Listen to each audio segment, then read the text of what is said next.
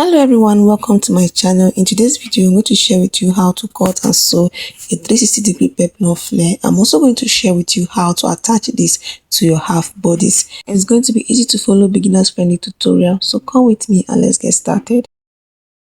The first thing I'm going to do is that I'll measure the half length waist circumference.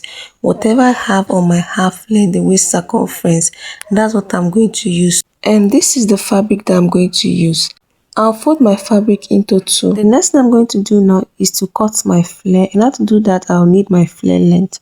And I get my flare length by minusing the half length from the full blouse length.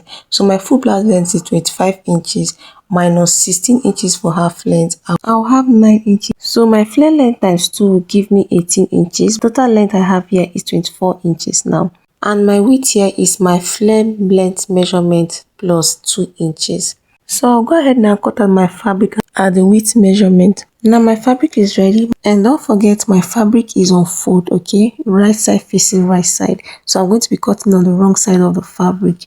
I'll go ahead now and fold the fabric again. That means the fabric will be folded into 4. So let's count 1, 2, 3, 4.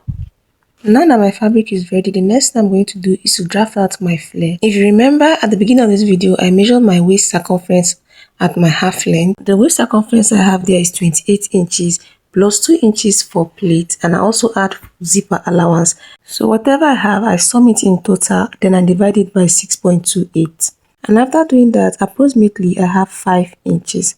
So I'm going to mark on the tip of the fabric where I place my tape and mark the 5 inches. I'll also come down and mark my flare length.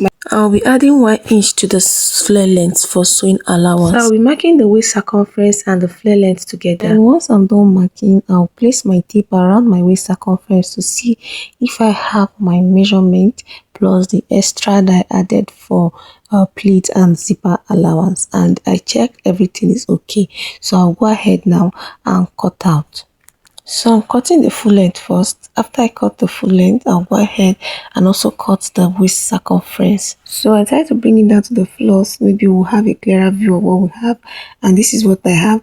So the next thing I'm going to do now is to keep this excess aside.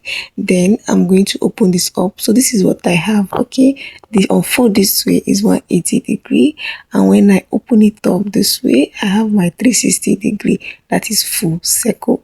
So I'm going to go ahead now and cut lining for this. I'm done cutting the lining, and this is what I have. I cut exact shape that I have with the flare.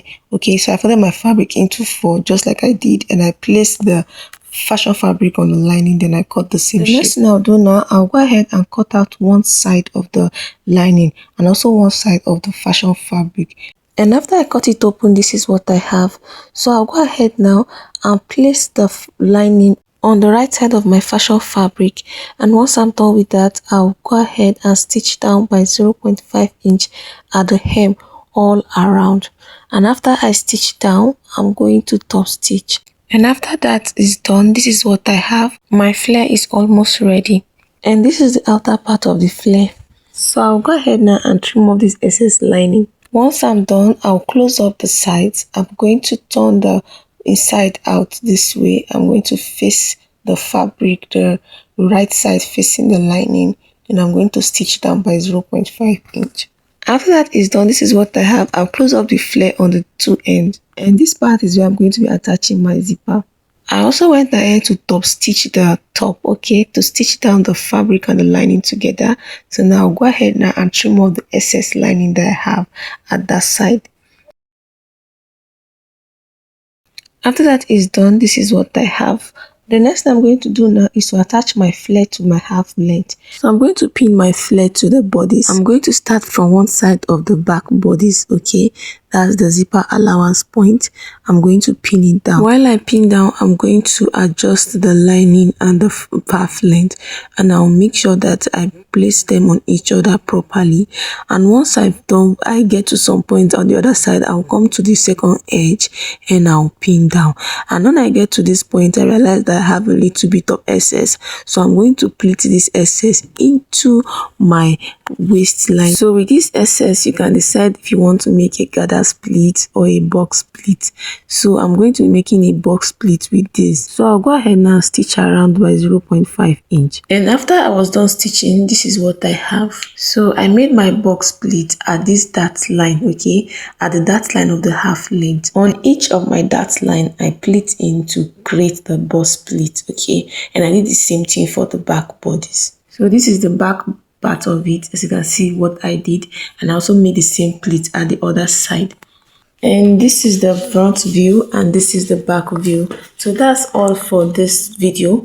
The next thing I'm going to do is to attach my zipper, and our next tutorial I'm going to share with you how to create the sleeve for this blouse. Thanks for watching. Like and subscribe for more. See you in my next video.